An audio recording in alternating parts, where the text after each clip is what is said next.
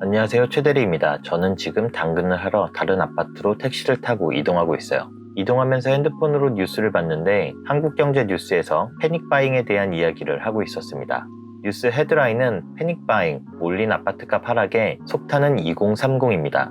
내용을 보자면 먼저 영끌과 패닉바잉을 했던 2030들이 아파트를 많이 매수했던 지역의 아파트 값이 최근 하락 조짐을 보이고 있다. 이에 따라 우려가 나오고 있다. 라는 것입니다. 두 번째 포인트는 중저가 아파트에 몰려있는 노도강, 금광구의 상승률이 높았는데 당장 입주가 어려워서 전세를 끼고 갭투자를 한 젊은이들이 많다라는 것이죠. 세 번째 포인트는 전세값도 하락 조짐을 보이고 있고 성북구의 전세값은 0.02% 하락했다라는 것입니다. 전세가 하락은 세입자에게 전세금을 돌려주지 못하게 되는 문제를 만들 수 있다라는 것이 포인트이죠. 이 기사에서 이 세 가지 이유를 들어서 서울의 2030 영끌, 갭투자 매수자들을 걱정해주고 있습니다. 그렇다면 실제로 2030을 걱정할 만한 수준인지 확인해 볼게요. 먼저 2030의 매입 비중이 높았던 지역을 확인해 보겠습니다. 2020년과 2021년에 매입 비중이 높았던 지역 상위 5개구는 강서구, 성동구, 노원구, 관악구, 중랑구입니다. 이곳에서 거래되는 아파트들 중에서 47%에서 52%의 물건을 매수한 매수자가 2030이었죠. 이어서 올해 2030 매입 비중이 높았던 지역의 상승률은 높았는가에 대해서 알아볼게요. 확실히 2019년에는 강남 쪽의 아파트 가격 상승률이 높았던 반면에 2020년과 2021년의 아파트 상승률은 강북구 쪽이 높았습니다.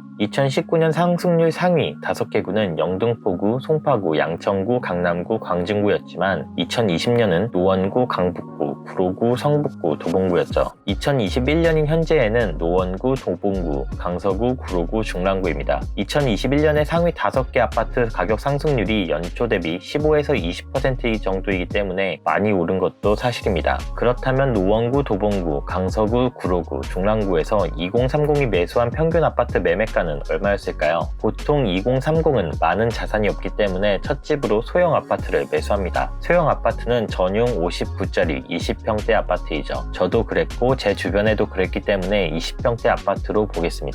제가 타깃으로 잡은 아파트는 중계동 임광아파트를 대표로 하였어요. 2019년 1월에 4억 원이었던 아파트가 2020년 1월에는 4억 2천만 원, 2021년 1월에는 5억 7천만 원, 2021년 11월 현재는 6억 8천만 원입니다. 2021년 1월까지 실거주로 매수한 사람들은 매수가 6억 원 아래로서 보금자리론을 받아서 매수할 수가 있었죠. 2020년 6월에는 이자가 2% 초중반, 2021년 6월에는 이자가 2% 중후반이었습니다. 대출 한도를 최대로 받았어도 이자가 2%대이기 때문에 서울에서 월세로 내는 돈을 비슷하게 내고 원금 상환도 하고 아파트 시세 차익을 얻을 수가 있었습니다. 2019년에 매수한 사람은 아파트가 2억 8천만 원이 올랐고 2020년에 매수한 사람은 2억 6천만 원, 2021년 1월에 매수한 사람은 1억 1천만 원이 올랐죠. 그럼 실거주로 아파트를 매수한 사람들이 아파트 값이 잠시 조정된다고 덜덜 떨 수준일까요? 이자는 아무리 내봐야 1년에 800만 원 수준입니다. 벼락거지를 모면할 수 있었다고 생각해요. 덜덜 떨 이유는 없고 다행이라는 안도감에 잠이 잘 오는 수준입니다. 제가 그렇죠.